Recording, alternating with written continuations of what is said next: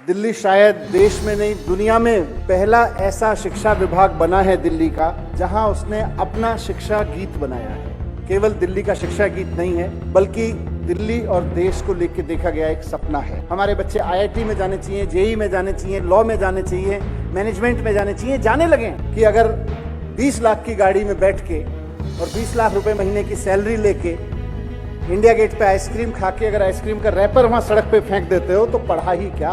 पढ़ेंगे हम कि हमको कोई लड़वा न पाए। पढ़े लिखे लोगों को कोई आपस में लड़वा दे तो फिर पढ़े लिखे हम हुए कि मूर्ख हुए। ये जो सड़कों पे लफंगे घूमते हैं, गुंडे घूमते हैं आजकल, कोई किसी के घर में घुस जाता है, कोई किसी के दुकान में घुस जाता है, 50 लोग खड़े होकर सड़क पे गुंडाई करने लगते हैं। हमको ऐसा देश नहीं चाहिए। हमको पढ़े लिखे लोगों का देश चाहिए। हमको अपने पढ़े लिखे लोगों का समाज चाहिए, और जो खड़े होके कह सकें कि हम पढ़े लिखे लोग हैं, हम लफंगाई नहीं करेंगे, हम गुंडाई नहीं करेंगे, हम महिलाओं को नहीं छेड़ेंगे, हम बदतमीजी नहीं करेंगे। हमको ऐसा देश। सभी प्रिंसिपल्स, सभी टीचर्स और प्यारे बच्चों, आप सभी को दिल्ली का शिक्षा गीत बहुत बहुत मुबारक हो। दिल्ली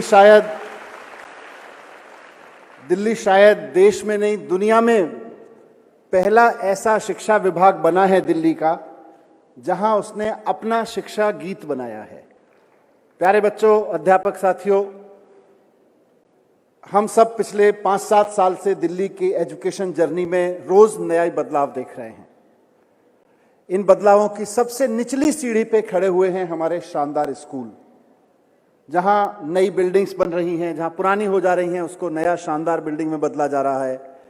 नया आर्किटेक्चर, प्राइवेट स्कूलों से भी बेहतर दिखने वाले स्कूल। हाँ, एक लेकिन रह गई मेरे सामने, काजल बैठी हुई हैं, जिन्होंने इसको पूरे को एडिट किया है, हमारे सामने लेके आई हैं। मैं उनका छूट गया मुझको।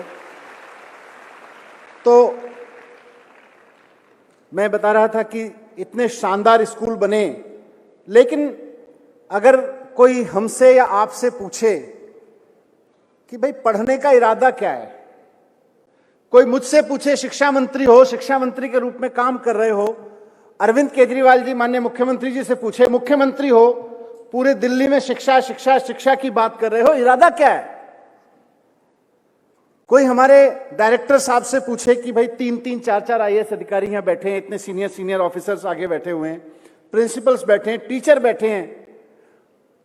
अगर खाली स्कूल का देखें तो 14 साल बच्चे की जिंदगी से ले लेते हो शुरुआती, और स्कूल और कॉलेज दोनों को मिला दें तो करीब 20 साल बच्चे की जिंदगी से निकाल लेते हो।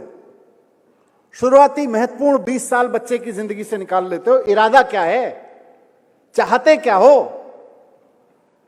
पढ़ाओ पढ़ो पढ़ाओ पढ़ाओ पढ़ाओ। इस पढ़ाने का इरादा क्या है, पढ़ाने का मकसद क्या है, पढ़ाने के पीछे संकल्प क्या है? आज हम अपने अपने शब्दों में उस बात को कहते रहे हैं। हमने नई एजुकेशन पॉलिसी ली, पुरानी एजुकेशन पॉलिसी ली, नेशनल कैरिकुलम फ्रेमवर्क बनाए, उससे पुरानी एजुकेशन पॉलिसी ली। 68 पन्ने की नई एजुकेशन पॉलिसी में जो बात कहने की कोशिश की है वो हमने इस गाने में कह दी है। ये हमारे दिल्ली के शिक्षा गीत में कह दी गई है।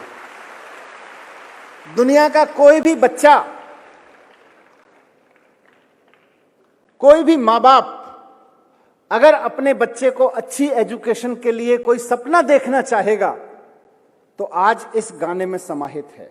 केवल दिल्ली का शिक्षा गीत नहीं है, बल्कि दिल्ली और देश को लेकर देखा गया एक सपना है कि हम पढ़ाना क्यों चाहते हैं, हम पढ़ना क्यों चाहते हैं, 20 साल एजुकेशन को देके हम हासिल क्या करना चाहते हैं। ये जो सुबह 7 बजे से लेके रात को 10-11 बजे तक, 12 बजे तक, कई बार तो ओवरनाइट बच्चे पढ़ते हैं, आखिर इरादा क्या है? आज हमने बताया है कि हमारा इरादा क्या है। और हमारा इरादा कोई खाली अच्छे स्कूल बनवाना नहीं है। हमारा इरादा कोई 5 स्टार चमचमाती हुई बिल्डिंग बनवाना नहीं है। खाली अच्छी पढ़ाई तो तब भी हो जाती थी जब लोग पेड़ के नीचे बैठ के पढ़ा करते थे। आज सुविधाएं देने की बात है तो सुविधाएं करेंगे, लेकिन इरादा खाली सुविधाएं देने का नहीं है। इरादा खाली ये नहीं है कि हम अच्छे नतीजे लाने लगें। ये अच्छी बात है कि हमारे 100% बच्चे पास होने चाहिए और होने लगे हैं। हमारे बच्चे IIT में जाने चाहिए, JEE में जाने चाहिए, लॉ में जाने चाहिए, मैनेजमेंट में जाने चाहिए, जाने लगे हैं। लेकिन इरादा खाली ये नहीं है, अच्छी बिल्डिंग बनवाना भी इरादा है, अच्छे नंबर लेके आना भी इरादा है, अच्छी डिग्रियां देना भी इरादा है, अच्छी नौकरियां देना भी इरादा है। लेकिन इरादा इससे कहीं बड़ा है, इरादा इससे कहीं ऊपर है। इस गीत के एक एक शब्द में वो बात आपके सामने आज रखी गई है। मैं इसके लिए पूरी की पूरी टीम को बधाई देता हूं और ये भी समझता हूं कि इस गीत को हम सब लोग केवल एक रिचुअल के रूप में नहीं लेंगे, एक सरकारी कार्यक्रम में प्रस्तुत गीत के रूप में नहीं लेंगे, बल्कि रोज हर सुबह बच्चा और अध्यापक उठ के इस गीत को एक बार सुन लेंगे तो उनको ये ध्यान में आ जाएगा कि मैं जो ये स्कूल जा रहा हूं या स्कूल से जो होमवर्क मिला है, पढ़ने का काम मुझको मिला है, उसके पीछे इरादा क्या है। इरादा खाली ये नहीं है कि ट्रिग्नोमेट्री में कोई पाइथागोरस समझ में आ गई तो इरादा पूरा हो गया, या हिस्ट्री का कोई कॉन्सेप्ट समझ में आ गया, या इकोनॉमिक्स का कोई कॉन्सेप्ट समझ में आ गया तो इरादा पूरा हो गया। इरादा उससे कहीं आगे का है। इरादा देश खड़ा करना है, इरादा समाज खड़ा करना है, इरादा ऐसे लोगों का देश खड़ा करना है जिनको पढ़े हुए देख के लोग कह सके ना कि पढ़ा हुआ तो है। पढ़ा लिखा आदमी, अच्छी नौकरी, अच्छी सैलरी वाला आदमी अगर गाड़ी में 20-25 लाख की गाड़ी में बैठे और इंडिया गेट पे आइसक्रीम खा के आइसक्रीम का रैपर वहीं फेंक जाए तो सवाल हमारे मन में और उसके मन में और सबके मन में उठना चाहिए कि अगर 20 लाख की गाड़ी में बैठ के और 20 लाख रुपए महीने की सैलरी लेके इंडिया गेट पे आइसक्रीम खा के अगर आइसक्रीम का रैपर वहां सड़क पे फेंक देते हो तो पढ़ा ही क्या।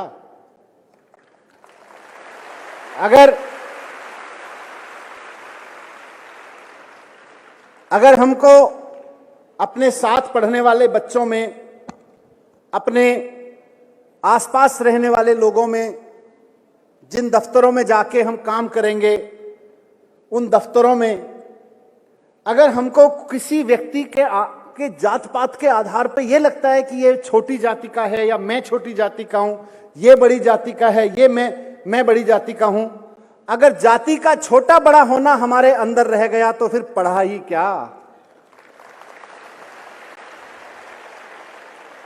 और बच्चों, खास तौर से लड़कों को कहना चाहता हूं कि अगर हमारे मुंह से कभी भी बात महिलाएं शब्द कहते हैं तो वेग लगता है। मैं बात स्पेसिफिक होकर कहना चाहता हूं कि हम सब जिस घर में रहते हैं उस घर में एक मां होती है, बहन भी होती है। लड़कों को खास तौर से मैं कहना चाहता हूं, इतने सारे लड़के बैठे हैं स्टूडेंट्स, कि मां होती है, बहन होती है, कहीं पढ़ रहे होते हैं, हमारी एक दोस्त, हमारी एक कलीग होती है, कहीं काम कर रहे होते हैं। अगर हम भूल से भी उसको लड़की होने के नाते उसके ऊपर कुछ गलत सोचते हैं या उसको कुछ गलत कहते हैं तो फिर ये पढ़ा ही क्या। इसीलिए इस गाने में कहा है कि जो इज्जत औरतों को दे ना पाए वो पढ़ा ही क्या।